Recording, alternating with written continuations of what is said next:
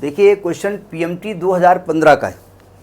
Question कह रहा है कि two metals wire of identical dimensions are connected in series if sigma 1 and sigma 2 are conductivities of the metal wires respectively, then effective conductivity of the combination निकालना है, जो भी part सही होगा।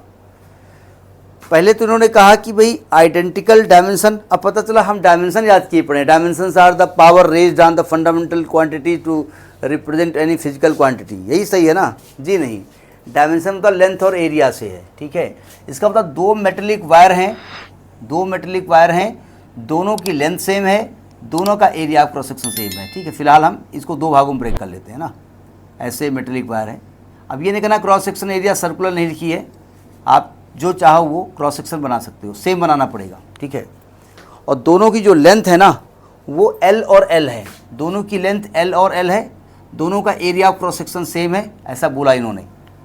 और दोनों की जो स्पेसिफिक कंडक्टिविटी है, इसकी सिग्मा 1 है और इसमें सिग्मा 2 है, ठीक है।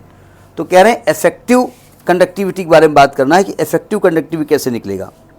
अब एक बात तो आपको समझ में आ रही है कि भैया अगर मैं रेजिस्टेंस निकाल लेता हूँ और सीरीज में लिखे हैं तो इक्विवेलेंट रेजिस्टेंस आप जानते हैं, वो आपका सीरीज में जुड़ जाता है, ये है ना। तो अगर मैं रेजिस्टेंस के बारे में बात करूं, अच्छा दो चीज़ें, चूँकि मेटल सेम है, ये बोला है ना सेम है ना, नहीं सेम नहीं बोला है, सॉरी सेम नहीं बोला है, मेटल सेम नहीं बोला है। तो इसकी स्पेसिफिक रेजिस्टिविटी ρ1 मान लेते हैं, इसकी ρ2 मान लेते हैं।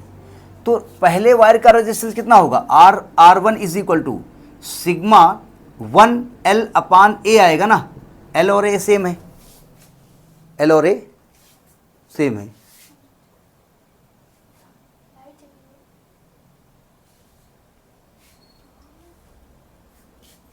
R2 क्या आने वाला है, ρ2 L/A, ठीक है। अच्छा अगर हम रो के बारे में बाद में बात करेंगे, R इक्विवेलेंट निकालेंगे तो R1 प्लस R2 आएगा, मतलब ρ1 L/A प्लस ρ2 L/A, यही तो आएगा ना। यानी यह आएगा आपका L/A ρ1 प्लस ρ2, ये R इक्विवेलेंट आ गया।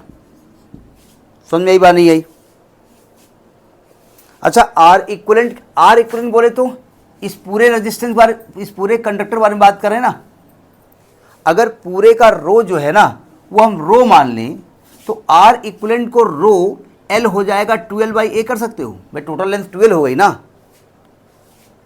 तो is equal to L/A ρ1 plus ρ2, L/A cancel हो गया तो आ गया 2 इज इक्वल टू ρ1 प्लस ρ2।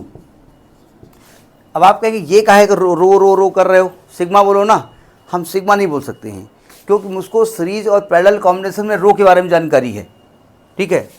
अच्छा अब रो और सिग्मा में क्या रिलेशन होता है, इसको 2 अपान सिग्मा ले सकते हैं और ये आएगा 1 upon sigma 1 plus 1 upon sigma 2, यही होगा ना कि rho is equal to 1 upon sigma होता है। तो यानी कि आएगा 2 upon sigma is equal to sigma 1 plus sigma 2 upon sigma 1 sigma 2। तो जब सिग्मा निकालोगे तो आएगा 2 sigma 1 sigma 2 upon sigma 1 plus sigma 2। बात समझ में आ गई, ठीक है। छोटा सा कंसेप्ट है, अगर रो और सिग्मा के बारे में जानकारी है तभी इसको आप लगा सकते हैं। ये आपका नीट पीएमटी 2015 में क्वेश्चन पूछा गया है, ठीक है, नोट करिए।